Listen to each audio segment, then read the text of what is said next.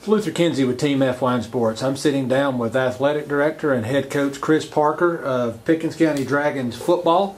Coach, how you doing today? Doing good. How about you? Doing great, doing great. It's a beautiful week, fighting the rainstorms. But yeah, it's good.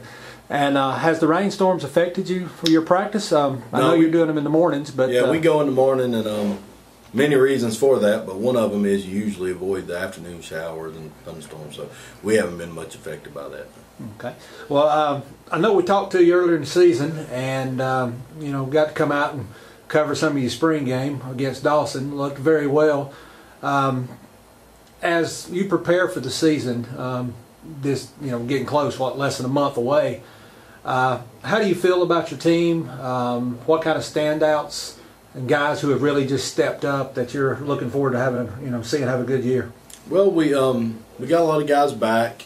You know, I don't know the exact number, but we got a lot of guys back. We played a lot of different kids last year on both sides of the ball that were underclassmen, and so it's nice to have that many guys back. It comes with a set of challenges too, because sometimes when you have a lot of guys back, you got a lot of guys who maybe know they played before, and they may be even overconfident, or maybe they feel like they're entitled to something, and that's not true either. So we're going to start every game with 0 points, and we're going to start the year with 0 wins, just like everybody else. And we're going to have to go out there and execute. But we do think we have a talented group of guys.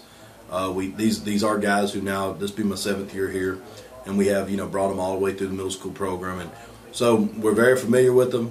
They're very familiar with us. Practice is going well.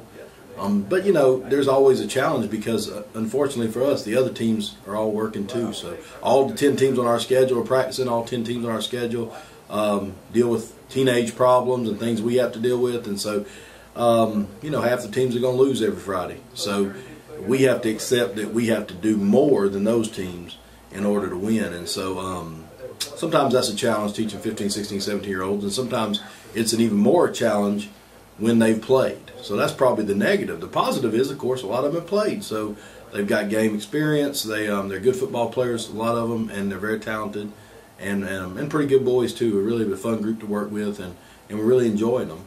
But you know, we'll ultimately all be judged on how we perform on Friday night, and you know, that's yet to be determined, just like every other year. So I probably feel about like I always feel about it. There's just a few more familiar faces out there.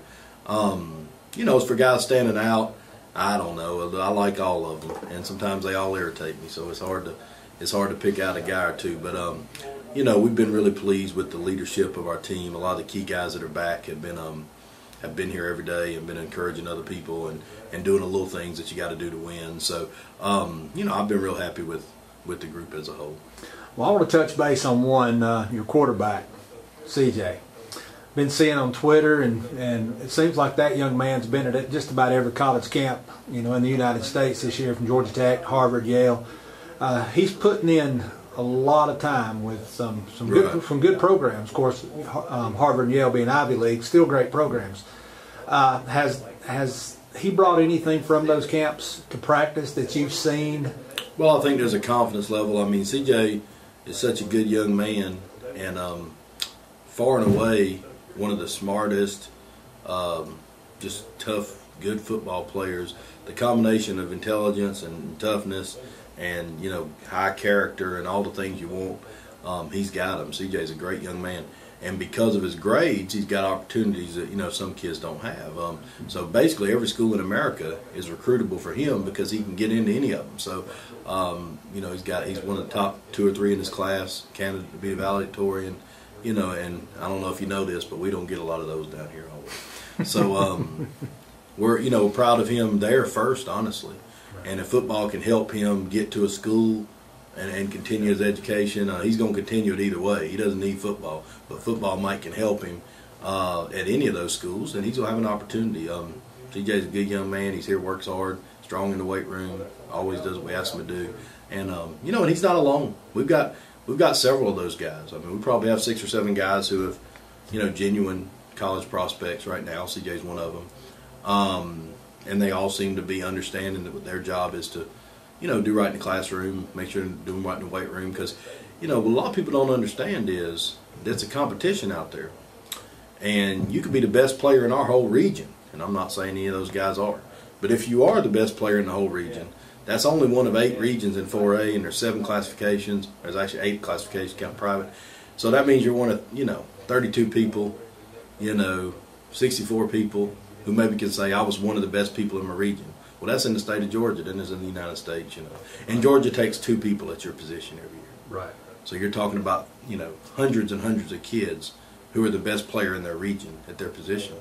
And Georgia takes 2 of those. Georgia Tech takes 2 of them. So it's a challenge to be any kind of a prospect.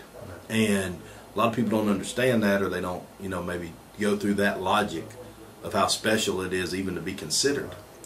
And we've got several guys who are being considered, but now it's on them to put the work in to outwork all those other guys, because that's really something. It's hard to get those opportunities. We've sent we've had 4 or 5 guys in the last few years going to Division 1 or 2 schools, and I'm proud of that.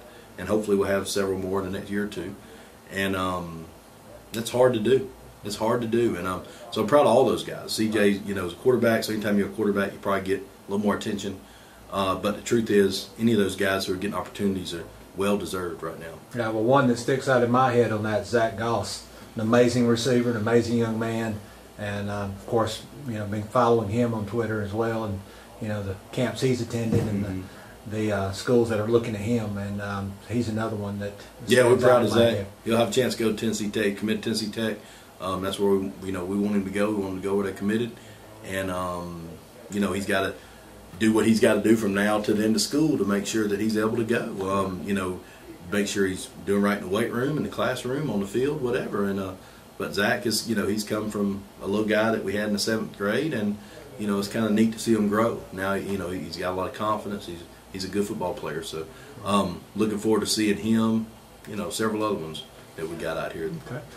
Well, Coach, let's go wrap up our first segment. We'll have you back on later in the show, just probably in our third or fourth segment. Dave, back to you.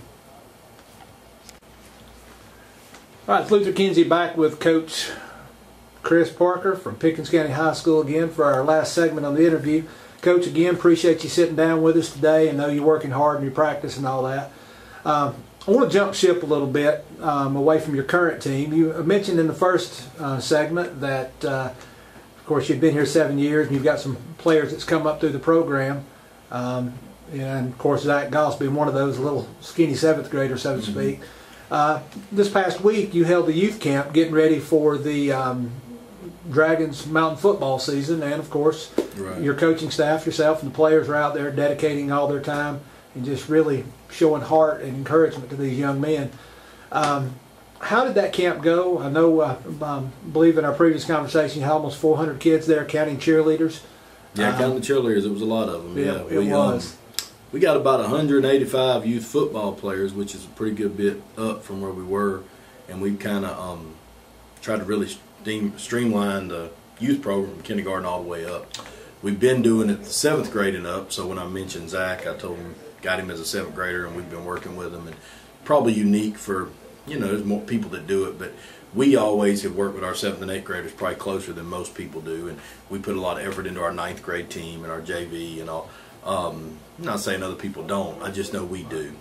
And this year we really kind of extended that on down, from the kindergarten to 6th grade, and trying to be even more active with the youth program and trying to, kind of be over them, I guess, for lack of a better word. And, I'm an athletic director for the middle school, I'm an athletic director for the high school, and I'm over youth football, so I'm just a glutton for punishment. See how many people I can, get mad at me at the same time. But it's probably about 500 and so people that are in the football program now. It's about 450 players and about 100 adults, kindergarten to 12th grade. And it's a very daunting task, but it's been really rewarding. It's been enjoyable. Seeing the guys trying to learn. Our youth coach is doing a great job trying to do what we're asking them to do, and making the youth program something we can be proud of, and something we can be kind of in line with the middle school program and the high school program. So that's been a good part. The camp was a good thing. They've got more cheerleaders than they've ever had, or they've ever had recently. I don't know if ever, but in the last few years I know about. We got more football players than we've had in the last several years. and so we were able to bring them all out here last week, which is what you saw. And yeah, it's a bunch of them. Looked like somebody kicked over an ant pile out there. Bunch of little guys. But you know, anytime nowadays, 2018, Luther, if they're participating, then that's a good thing. And it doesn't have to be football. But if anybody's listening, if your son or daughter participates in something, that's a good thing. Encourage them to continue to participate. There's too many opportunities for them to not participate. You know, sit around and do nothing or play video games or whatever. So, you know, when you get kids out here, make it fun for them, make it something they want to be a part of. We're just trying to do our little part of that. Right. Yeah. Well, you know, talking about participation and the other opportunities of not participating and sitting around playing video games and all that, I just heard within the past 6 months that colleges are now giving scholarships for people to play video games. Oh, I know. We sitting on the gold mine over here. Then we might be the state champions of bass fishing and video games. Yeah, well, I tell you, you know, speaking of fishing, jumping off football. I know we're here for football today as season approaches, but fishing programs in high school, you know, are very, very new to me. You know, matter of fact, the first time I'd ever heard of it was last year. I've got a cousin over in Gainesville who, you know, his mom posted that he was going to a big fishing tournament representing North Hall High School, and I was like, fishing program? Yeah, we got one here. We got a good program. Coach Page, Bo Page, who played for me and now coaches with me, he started that up, and Bo does a great job. We got, you know, we've got some national champions, some state champions. Yeah, we like Buford of fishing. You know, so, there you go. But you know what? That we're totally off the subject of football, but right. It's very important to me that we provide our kids as many opportunities to participate, right. Whether it be in the band or in cheerleading or, you know, in bass fishing or, you know, our CTE programs, our FFA programs good here, drama and chorus, and, you know, it's very important that we give kids opportunities to have some positive, you know, activities, because they're going to find activities. And so, all jokes aside, you know, we try hard here to create an environment where things that make kids want to come to school, like if it's bass fishing, then good for you. Right. You know, we want you to come be a part of it. So my job now is to worry about the football team, but as a whole, we try to create that environment across the whole school. Our principal, right. Our superintendent, the board, everybody's done a good job of trying to promote that. Well, that's what makes Pickens County a big success.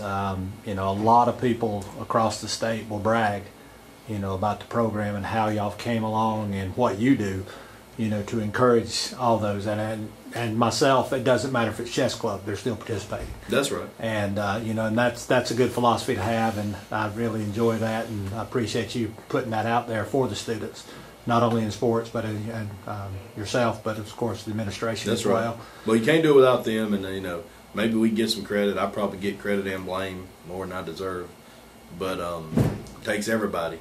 Kind of streamline that process, and we got a great group of guys that are assistant coaches. We got a great group of guys that are, you know, coach other sports or coach those club teams, and we got a great administration. Our superintendent, board, principals are all whatever we need. They work with us, and I've been a lot of places, so I know the value of that.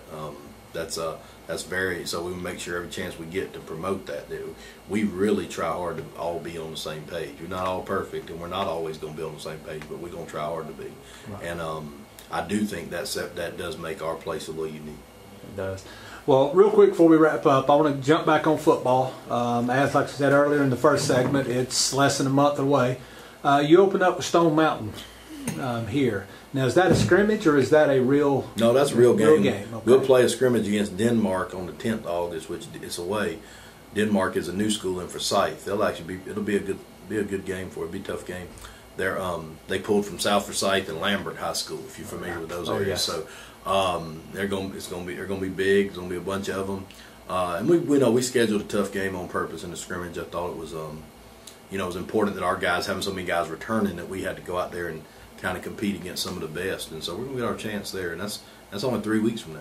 Well, you know, if I'm pardon the interruption there, you know, if you play, and I'm going to use Georgia as an example, and other major colleges as well, if you play that, you know, Louisiana Lafayette, you know, you're playing a varsity team against a middle school team in some of those college games. You want to challenge yourself. So setting Denmark up, you know, said big guys from, you know, two big schools. They'll be big up front. And it's going to be a challenge. And we played North Forsyth last couple of years, and they've beaten us. One game really close, one game not.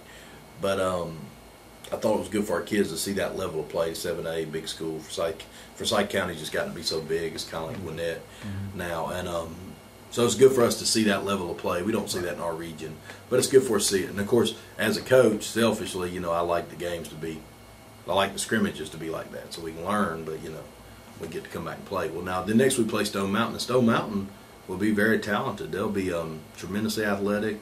We don't know a whole lot. You know, you never know in the first game of high school ball. You never really know a ton about the other team. But traditionally, we've seen some film on them, whatever. They've been athletic. The guys do a good job over there.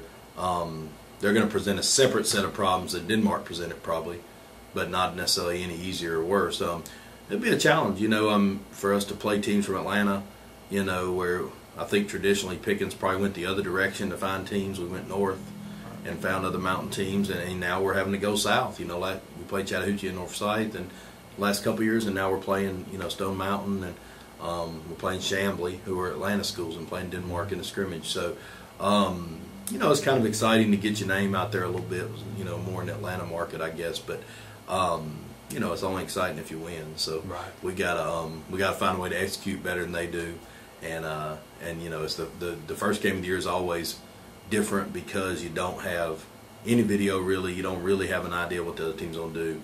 It's kind of like a spring game in that regard. You kind of just show up and play, and so it presents a set of challenges that you got to be prepared for. You kind of got to be ready for everything. So we don't really prepare for Stone Mountain starting now. We won't do much of that until the week of the game, but we're kind of just preparing for every team. Right. And then kind of whatever they show up to do, we'll try to be ready to play. And, well, you had good success last year, and of course Team FYN Sports and Instant Replay, you know, wish you great success this year.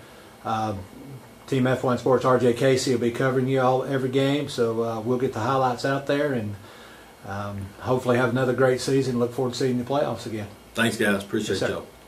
Once again, Luther Kinsey, Team FYN Sports, sitting down with Coach Chris Parker, Pickens County Dragons, and Dave, back to you.